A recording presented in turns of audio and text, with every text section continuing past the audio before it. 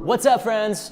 Okay, today is John chapter 8, and I read something in the scriptures I've never seen before, and I'm so excited to share it with you. Coming in hot, John chapter 8. Here's the line that we all know so well. All right, but let the one of you who has never sinned throw the first stone.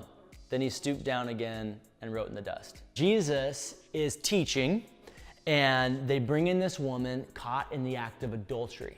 They throw her down at Jesus' feet, and they point at her and they say, we caught this woman in the act of adultery. What should we do? The Old Testament law says that we should stone her, but the Roman government says that we're not allowed to execute people. So should we listen to the Bible or should we listen to the Roman government? You tell us, because this woman was caught in the act of adultery.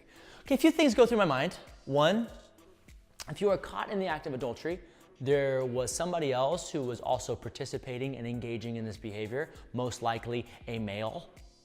Where's the dude in this story? They catch the woman and they throw her down at Jesus' feet, but the guy, I guess, gets away or is not held responsible for this. Second of all, they expect Jesus to bring a judgment. They expect Jesus to be judge, jury, and possibly executioner. Jesus bends down and writes in the sand. Now, I've read a number of different scholars and commentaries and people much smarter than me who are saying what Jesus was possibly writing or doing in the sand. And some of them say he was writing the sins of the people. Some of them say it was the finger of God demonstrating, whatever. I mean, it's all a theory because we don't know what Jesus was writing. It just says he wrote in the sand. But the word for wrote is also the word for draw in the original language that was written in. It could also say that he drew in the sand. So here's my theory. I think Jesus was stalling. I think they throw this woman at Jesus' feet and they say, you judge her right now. And Jesus says, no, not yet. And he just draws in the sand. I mean, he doesn't physically say, literally, no, not yet. He just creates this super awkward space where everyone's like eager and ramped up and ready to respond. Just need to judge, and there needs to be and Jesus is just drawn in the sand.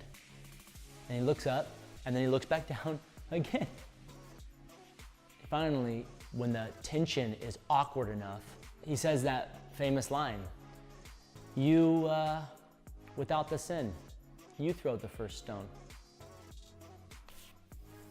So now they are trying to trap Jesus, and then he kind of traps them back. It's like, okay, you want to execute, you want to judge, which one of you is worthy to judge? And there's probably a couple guys holding some stones, and all of a sudden, this space that Jesus has created has now actually given them a window into their own hearts. And they're looking at that stone and then looking at their own hearts.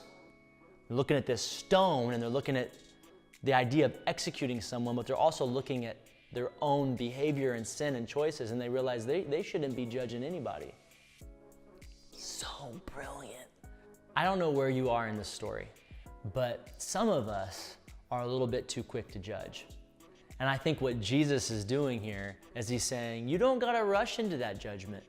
In fact, the only one who's really worthy to judge anybody is Jesus, and even Jesus isn't rushing in to make a judgment. There'll be a day where Jesus judges all things, all people, and makes everything all right, and justice is served. But the gift is that awkward space right now that he's giving you and he's giving me, just like in this story, to really look at our own hearts. And when we do that, we're gonna be a lot less likely to snap into a judgment with somebody else. I mean, modeled by Jesus himself is this space for grace. My prayer for you is if you're a person with a tendency to judge, like I am a lot of times, that we would embrace the space and we would analyze our heart and we would take this gift that God's given us. We'd slow down a little bit. I wanna live in a world where we don't rush into judging people. We don't rush into outrage. I don't know if you want to live in that world with me, but I think together we can create something like that. I love you. God bless you. I'll see you tomorrow.